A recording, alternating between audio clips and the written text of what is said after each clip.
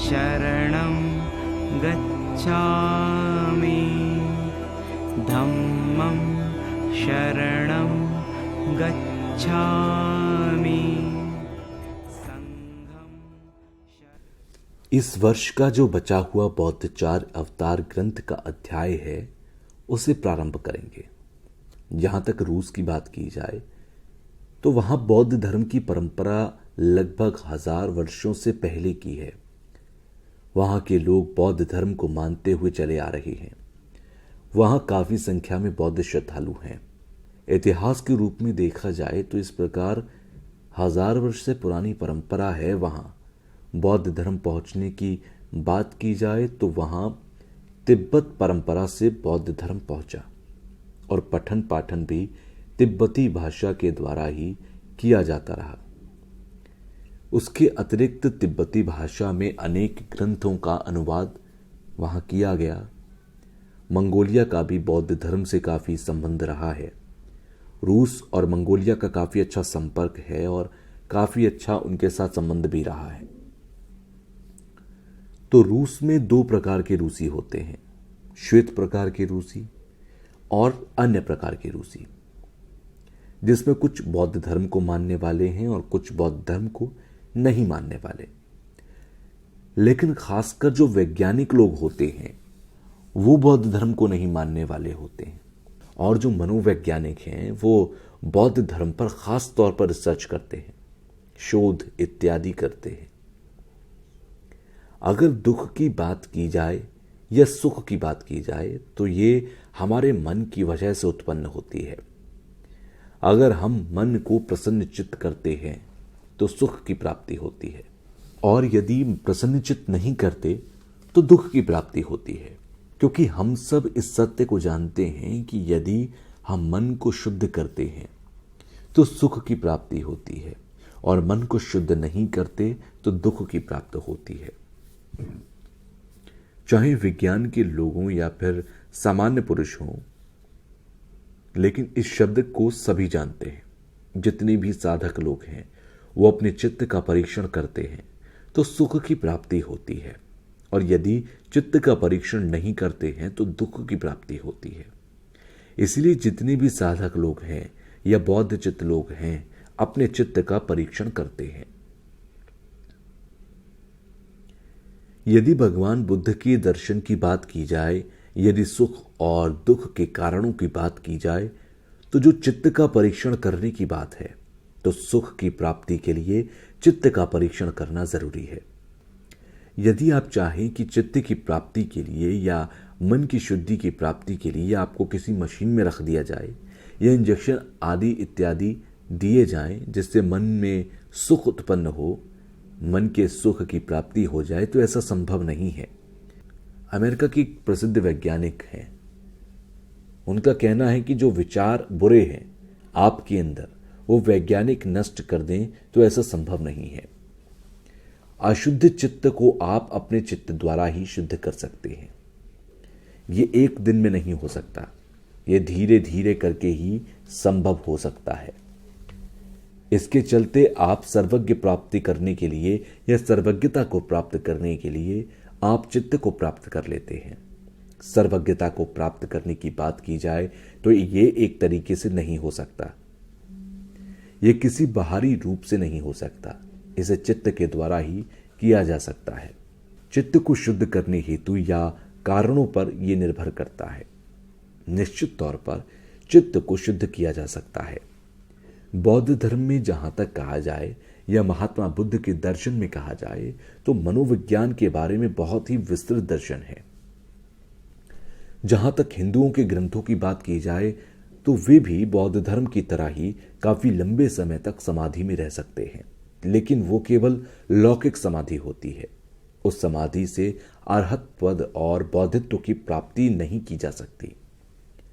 बौद्ध धर्म के अनुसार जो सुख की प्राप्ति करने वाले या सुख की कामना करने वाले, सुख चाहने वाली आत्मा या मैं रूप होते हैं तो वो 5 स्कंधों पर निर्भर होकर ही आत्मा या मैं रूप देखने को मिलता है। उनका आत्मा या मैं रूप इन 5 स्कंधों के अतिरिक्त नहीं है। अगर भव चक्र की बात करें या फिर अरहत पद की बात करें तो हमारे सभी अवगुण या क्लेश हर प्रकार से नष्ट हो जाएं। तो ये सारी चीजें ना तो हमारे सृष्टिकर्ता ने बनाई, ना ही स्वतः उत्पन्न हुई। तो ये जो चीजें हैं ये भी कारण और हेतु पर ही निर्भर हो जाती हैं और तभी उत्पन्न होती हैं। जैसा कि विज्ञानवादी लोग कहते हैं, जो भी चीजें धर्म है वो सभी हमारे मन के द्वारा सिद्ध किए जाते हैं। उनको जानने के लिए भी हमें जो माध्यमिक दर्शन है उसको आधार बनाना चाहिए। तो उससे पूर्व की बात की जाए तो वैज्ञानिक लोग कहते हैं कि जो मन है या जो हमारा मस्तिष्क है उसमें ज़्यादा फर्क नहीं होता। धीरे धीरे जब आगे बढ़ते हैं तब जाकर न्यूरोलॉजिस्ट ने अंतर करके बताया कि हमारे मन को कोई चीज़ है जो कि परिवर्तित कर सकती है। मन पर और मस्तिष्क पर परीक्षण करने वाले न्यूरोलॉजिस्ट ने परीक्षण करके बताया कि न्यूरॉन या जो परिवर्तित करने वाली चीजें होती हैं उनको खोज कर निकाला। यदि हमारे मन में कोई परिवर्तन होता है तो मस्तिष्क में उपलब्ध न्यूरॉन या परिवर्तन करने वाले अन्य पदार्थों में परिवर्तन होने से हमारे चित्त में परिवर्तन होना शुरू हो जाता है। जहां तक बौद्ध धर्म की बात की जाए तो ये बौद्ध धर्म कोई धर्म नहीं है, कोई परंपरा नहीं है, बल्कि बौद्ध धर्म मन की विज्ञान है। ये मन का विज्ञान है, ऐसी व्याख्या की जाती है। इस प्रकार की यदि व्याख्या हो, इस प्रकार की यदि बात की जाती है तो काफी हद तक सत्य है। उदाहरण के तौर पर देखा जाए, जो ईश्वर को मानने वाले हैं या कर्ता को मानने वाले लोग हैं तो काफी लोगों को ऐसा करने से फायदा होता है। चाहे मुस्लिम में देखें, हिंदू में देखें, ईसाई में देखें, तो उनका मानना होता है कि सभी चीजें ईश्वर ने बनाई हैं। उनको ऐसा मानने से फायदा मिलता है। तो ये अच्छी बात है कि उनके मन को इस बात से तसल्ली मिलती है। खास तौर पर बताया जाए तो वो सिर्फ ईश्वर पर श्रद्धा रखकर इस बात को मान लेते हैं सब कुछ ईश्वर ने बनाया। लेकिन यदि अपने चित्त का परीक्षण करने की बात की जाए तो ये अबौद्ध में देखने को नहीं मिलता। बौद्ध धर्म की जहां तक बात की जाए तो मन में परिवर्तन की बात की जाती है। अगर वास्तव में श्रद्धा से सब कुछ हो सकता था तो प्रगाढ़ श्रद्धा करना ठीक था, लेकिन ऐसा संभव नहीं है। बौद्ध धर्म में सिर्फ श्रद्धा के विषय में नहीं बताया गया, बल्कि महात्मा बुद्ध द्वारा जो शिक्षाएं दी गईं, जो ग्रंथ दिए गए, जो दर्शन दिए गए, उन्हें पढ़कर समझकर श्रद्धा करनी चाहिए। जैसा कि तिब्बत का उदाहरण अगर मैं दूं तो तिब्बत में भी भारतीय संस्कृति, भाषा, भारतीय संस्कृत और बुद्ध के वचन को देखा जाए तो तकरीबन 300 से ज्यादा ग्रंथ हैं। और जो नालंदा के 17 विद्वान हुए उन्होंने कई ग्रंथों का निर्माण किया। खास तौर पर देखा जाए तो ये ग्रंथ पठन पाठन का विषय है। अगर हमारे शास्त्रों को अलमारी में रखकर पूजा पाठ किया जाए तो उससे कोई लाभ नहीं है। उनमें लिखी शिक्षाओं से खुद को वाकिफ कराने से ही सच्चा लाभ प्राप्त हो पाएगा। बौद्ध धर्म के अनुसार अपने चित्त में परिवर्तन करने की आवश्यकता है। जो अध्ययन है वो काफी महत्वपूर्ण है, इसलिए हमेशा अध्ययनरत रहना चाहिए। अगर सिर्फ इतना कहा जाए बुद्धम शरणम गच्छामि तो इससे कोई फायदा नहीं होगा। केवल मात्र श्रद्धा से सब कुछ संभव नहीं हो सकता। जैसा कि भगवान बुद्ध ने कहा कि मैं आपके पापों को पानी से नहीं धो सकता, हाथ से नहीं हटा सकता, जो मेरा ज्ञान है मैं आपके अंदर नहीं डाल सकता। इस प्रकार से जो बातें हैं उन्हें भगवान बुद्ध ने साफ तौर पर कहा है कि जो हमारे पाप हैं उन्हें वो ना तो हाथों से अपने हटा सकते हैं और ना ही उन्हें पानी से धो सकते हैं। यहां तक कि वो अपना खुद का ज्ञान हमारे अंदर वैसा ही नहीं डाल सकते जैसा कि उनके अंदर है। यानी कि वो अपने ज्ञान को हमारे अंदर ट्रांसफर नहीं कर सकते, ट्रांसफर किया नहीं जा सकता। जो अरहत पद भगवान बुद्ध ने प्राप्त किया था वो आपके अंदर परिवर्तन कर दें तो ऐसी भी संभव कोई तकनीक नहीं है। कहने का मतलब यह है कि आप अपने खुद के मालिक हैं, स्वामी हैं, कर्ता हैं। और मालिक तभी संभव हो सकता है जब आप अपने मन या चित्त में परिवर्तन करें। हमारे अंदर जो कलेश हैं उन्हें अपने ज्ञान के द्वारा हमें नष्ट करना चाहिए। जैसे भगवान बुद्ध ने प्रतीत्य संपुटपाद में 12 कड़ियां कही हैं और उन 12 कड़ियों में उन्होंने कहा जो हमारी अज्ञानता है वो हमारे दुख का कारण है। हम सभी जानते हैं कि सब सत्य है और सभी ये चाहते हैं कि हमें दुख की प्राप्ति ना हो, सुख की प्राप्ति हो। जहां तक दुख और सुख की बात करें तो हमारे मन की वजह से उत्पन्न होते हैं। हमारे मन के विचारों के आधार पर ही हमें सुख और दुख की प्राप्ति होती है। जितनी भी जनसंख्या पूरी दुनिया में है, कोई भी दुख की प्राप्ति नहीं करना चाहता। ऐसे में जहां तक सुख की प्राप्ति की बात करें तो यह सभी के लिए मूल अधिकार है, जिसकी प्राप्ति के लिए उन्हें अध्ययन करना चाहिए, क्योंकि अध्ययन करना महत्वपूर्ण है। अध्ययन ना करने से अज्ञानता होती है और अज्ञानता ही हमारा दुख है। इसलिए जहां तक सभी लोग कहते हैं कि शिक्षा होनी चाहिए, तो शिक्षा की बात की जाए तो शिक्षा मन से, दिल से करनी चाहिए। मन को अपने बहुत प्रज्ञावान बना दिया जाए या हम बहुत पढ़े लिखे हो जाएं तो इससे भी ये संभव नहीं है। शिक्षा या ज्ञान का मतलब ये है कि किस प्रकार हम अपनी अज्ञानता को नष्ट करें। इसीलिए दुख का कारण हमारी अज्ञानता होती है।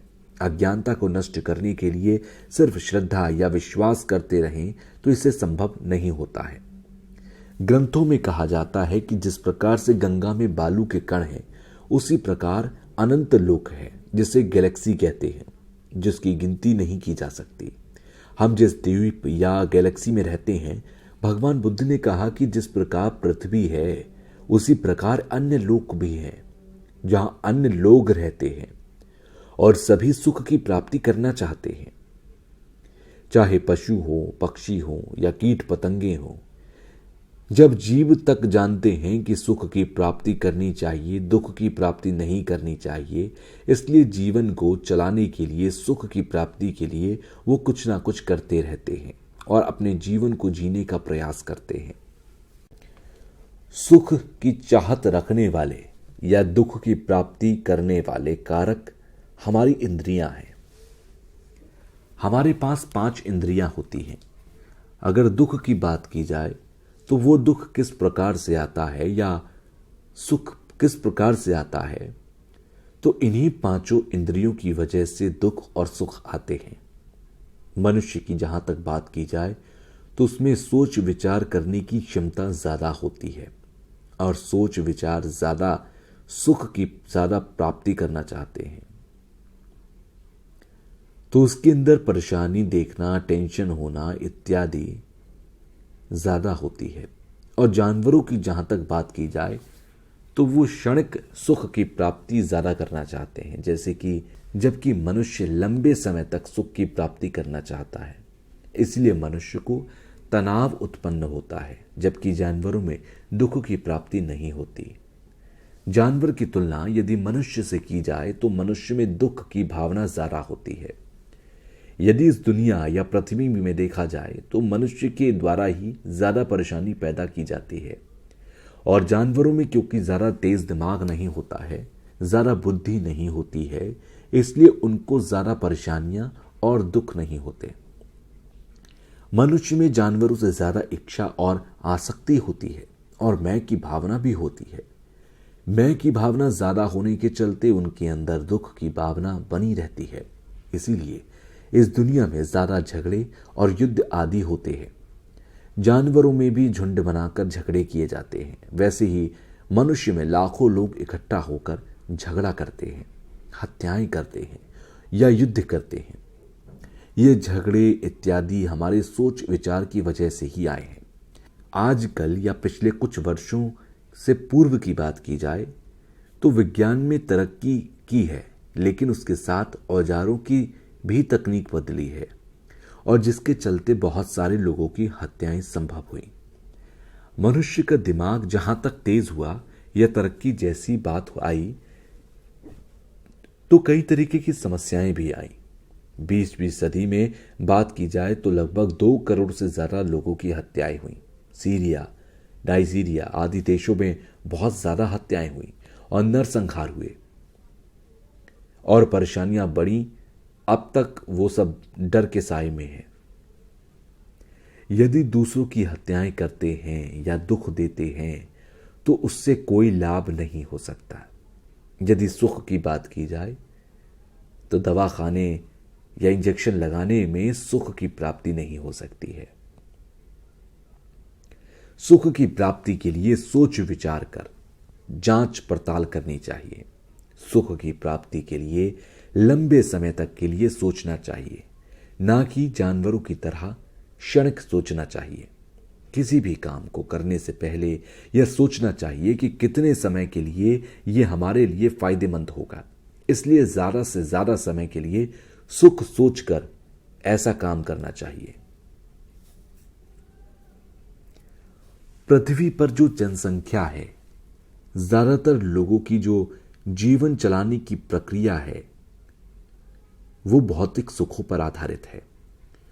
और जो हमारी 5 इंद्रियां हैं, जैसे जीव के लिए स्वाद, नाक के लिए सुगंध, त्वचा के लिए संवेदना, आंखों के लिए दृष्टि और कान के लिए ध्वनि, या ये कहें कि विलासिता वाली जो चीजें हैं, भौतिक चीजें हैं, उनकी चाह में ही हम लगे रहते हैं और सोचते हैं कि इससे हमें सुख की प्राप्ति हो सकती है। और ज्यादातर लोग ये नहीं जानते कि सुख की प्राप्ति हमारे मन से आ सकती है। लेकिन ऐसा नहीं सोचा जाता है, जिसके चलते ये हमारी गलती है। माध्यमिक शिक्षा में भी ये तरीके से पढ़ाया जाता है कि जो हमारी 5 इंद्रियां हैं उनको फायदा कैसे हो।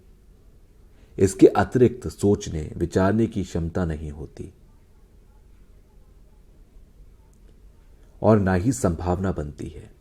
और समाज जो कि भौतिकतावाद बन गया है और हमारे जीवन की पद्धति भी भौतिकतावाद पर ही आधारित हो गई है। मस्तिष्क भी हमारा चित्त रूपी होता है, जिससे सुख की प्राप्ति की जा सकती है। यदि हम किसी में डर, क्रोध की भावना पैदा करेंगे तो इससे हमें दुख की प्राप्ति होगी और इससे हमारे शरीर को भी बीमारियां घेरेंगी।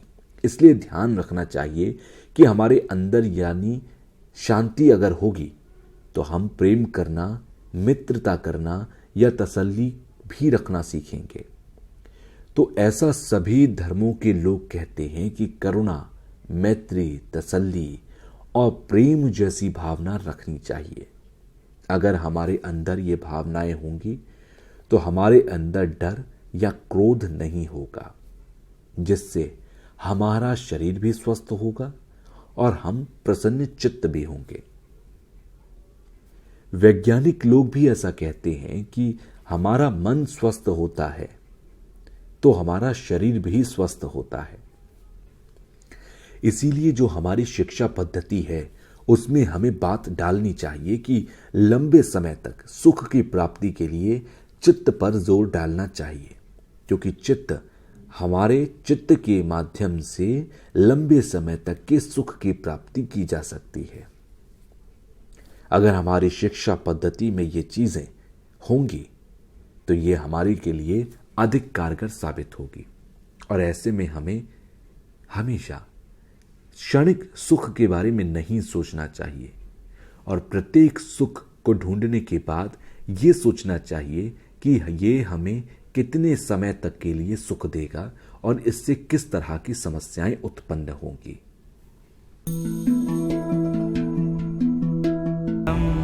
शरणं गच्छामि, धम्मं शरणं गच्छामि।